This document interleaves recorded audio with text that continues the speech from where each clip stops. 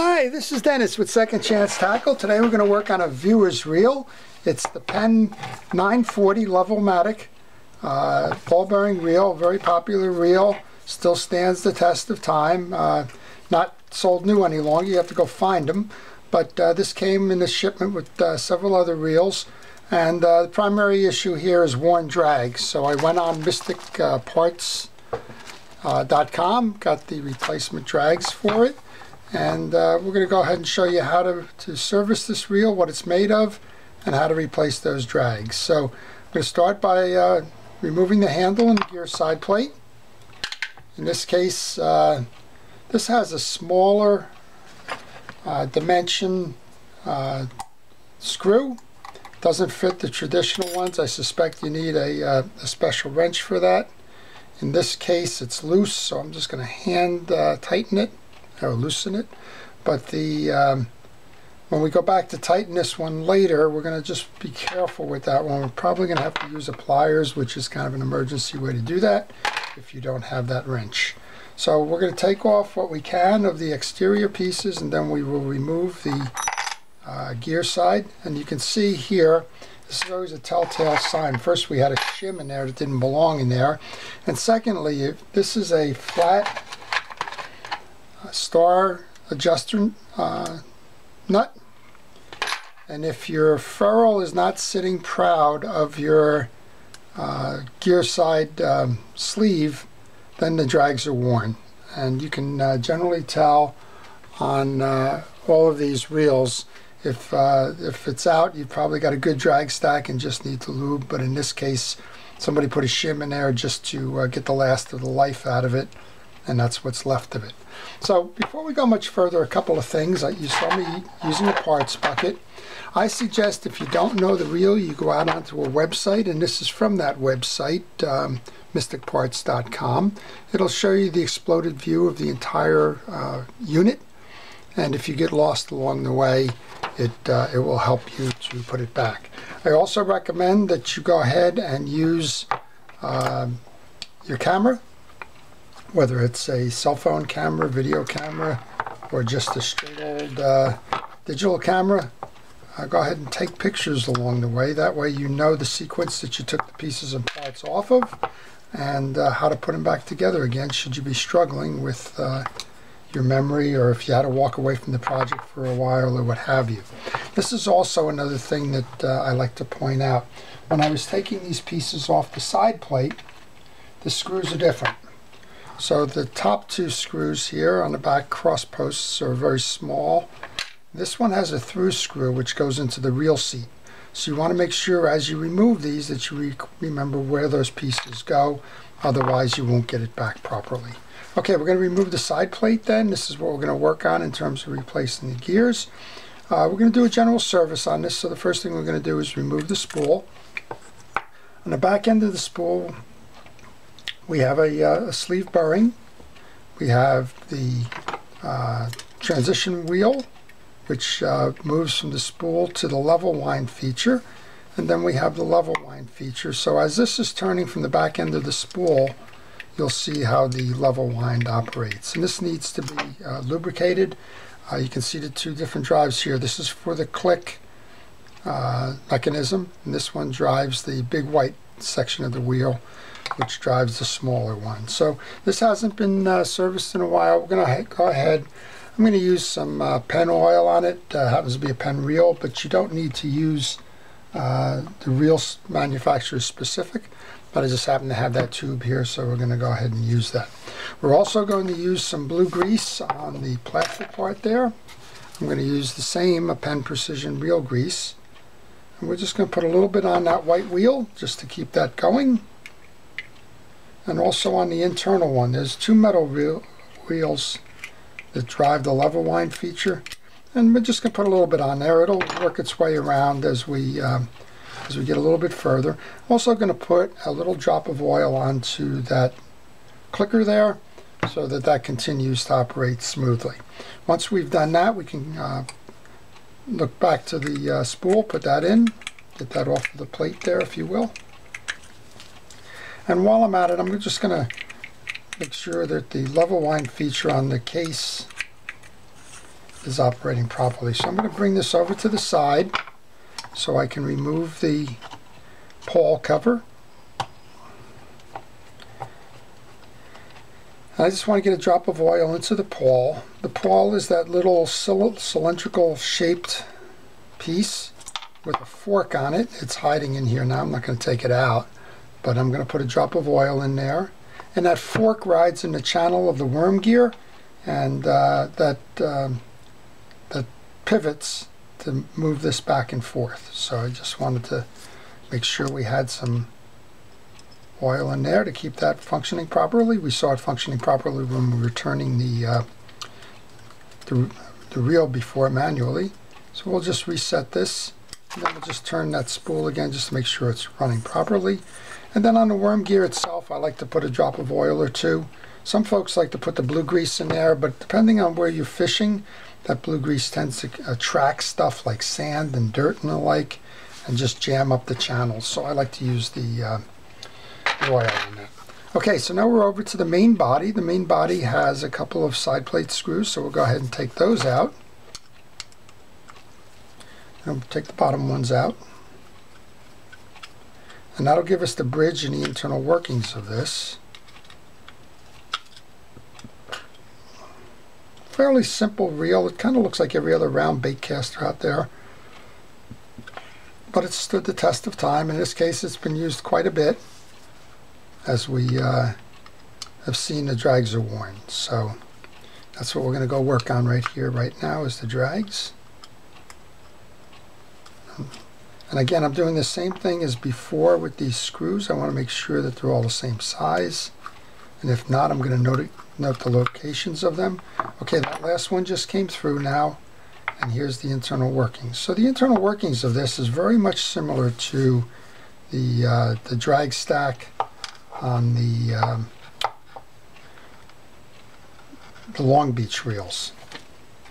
It has a little bit of a different drag washer in it, but the stack itself is the same. We're going to go ahead and pull that up and off, and then we can go replace the drag. So this is the stacking of that. You have the ferrule, you have the cap washer, and then you have a series of metal and fabric washers, and we can tell these are just shot. They're compressed down, and that's the cause for us to want to replace these. So in the sequence, it's identical to the other sequences of those Penn reels, and I see that we have some of the old washers sitting on these. So I'm just going to grab some steel wool, and I'm just going to make sure that all of those pressed parts are cleaned off of that, just so that we have a nice smooth operation to the reel once we rebuild it. While we do that, we don't have to do much with the mechanism, but I'm just going to hit this with some penetrating oil just to let it sit, get a little bit of slip going in there. We don't have to take that apart unless there's pieces broken, and from what I'm seeing right now in the general maintenance, there's no pieces broken, so we don't have to go as if we're going to rebuild the entire reel. Alright, so as I mentioned, I went to mysticparts.com, which is the old Penn Parts website. I went out there and I purchased the replacement drag washers. These are a sturdier lot than what just came off of that, but they are a fabric washer, and the fabric washers do get greased, and I'm going to use a Cal's Universal Grease for that. So what I have is a protective glove on my hand, and I like to use that as a tool from time to time. And in this case, we're going to go put some grease on that, then we're just going to rub it in with the fingers that are protected by the glove. And that goes into the base. We're just going to reload this in here, making sure that we're fine with that. Next up would be the first of the round washers. There's an eared washer in here that belongs in the middle. So the second washer then gets the same treatment, gets that grease in there. And don't put too much grease on there because it's only get pressed out when you go to operate the drag. The idea of this is to keep those drags flexible, and that's what the drag grease does. I'm going to go grab that one that has the keys on it, or the ears, or the tabs, depending on what vocabulary you like. And then we're going to do the last one. But just like all Penn reels, that eared washer belongs in the middle.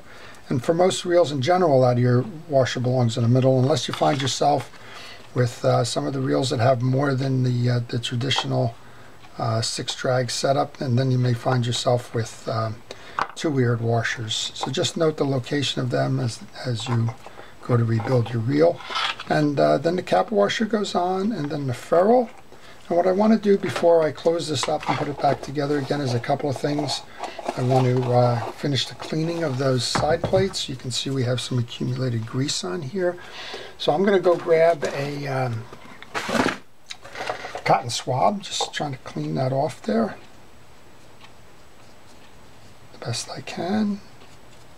I also use paper towels.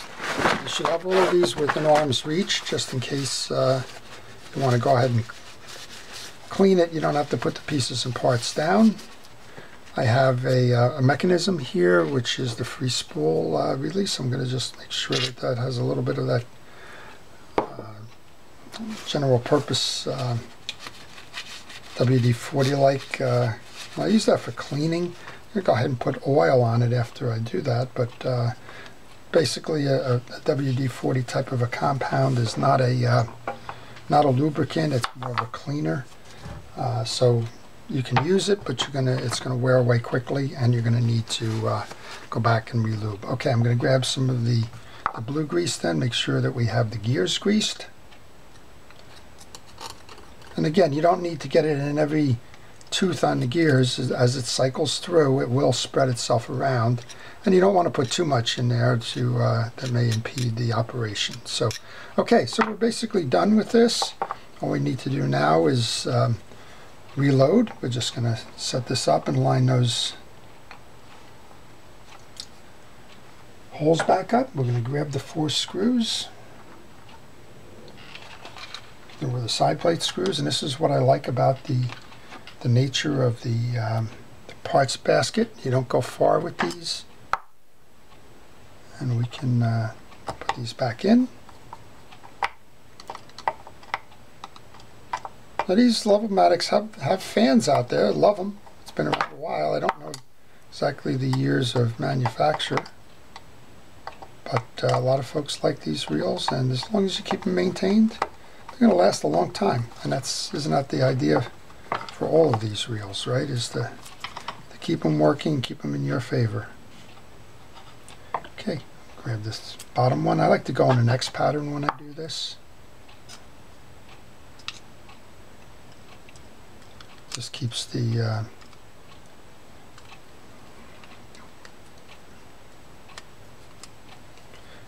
tension equal as you go ahead and do this.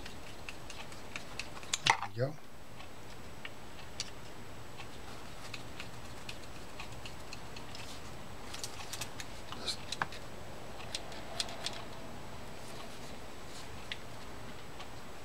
And what I have, I didn't snap into the side here, so I'm just going to release that so that I can get that done.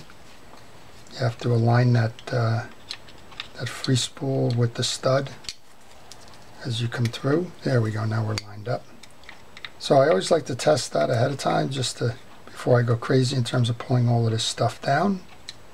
And you can see right away as I've done this, we were talking about the drags being proud. You can see what the difference is here now with that ferrule, as opposed to before where they had that shim. So that's what the cause of the repair was all about, was replacing the drags. This reel is going to be able to go fishing for a long time and catch a lot more fish before it becomes a shelf sitter. So we're just playing around with these small screws that are the bane of my existence, but we'll get them eventually. We always do. Most of these side plate screws tend to be Phillips head and a little bit easier for me to grab. In this case, these are flat heads and causing me a little bit more angst here. But like I said, we'll go get these done. So this is a pen. So people like to ask me comparisons on the pen. This one compares with the Abu, probably the 6000 series. Boy, I'm just not having any luck with this. 6000 series Ambassador. Well made, metal side plates. This had been around a long time and make quite a complement to your fishing tackle. And then here in the Northeast, these are inland, inshore ocean, not too deep of water because of the spool capacities. And also you want to use your lines in the 8 or 10 pound range. You don't want to go much higher than that with these. You can, but it's going to severely limit the, there we go, we got that one. It's going to severely limit the capacity on the spool. It is a nice casting reel, so if you want to cast out and throw jigs or some plugs, you can with that. But overall, and generally speaking, it's a nice reel. This one's turning nice all the way around. So we're going to put this back together, but the last thing we want to do then is we want to put a drop of oil in the spool side here. And we want to put a little blue grease onto the shaft. Just enough to get inside that spool bearing. Then we can line these up.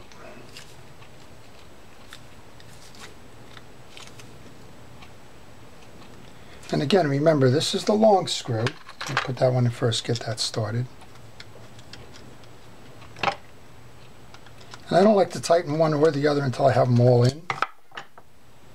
So we're just going to do one by one. Get them hand threaded so that we know that we're going in even.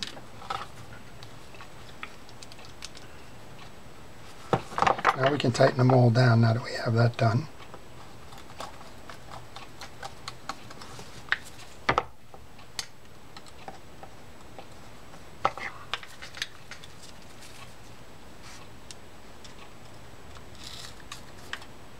So this one came in a couple of different flavors. There's a shorter frame and a longer frame. Right now I'm just testing to make sure that we have the free spool release, that we have the turn, and that we're operating smoothly, which we are.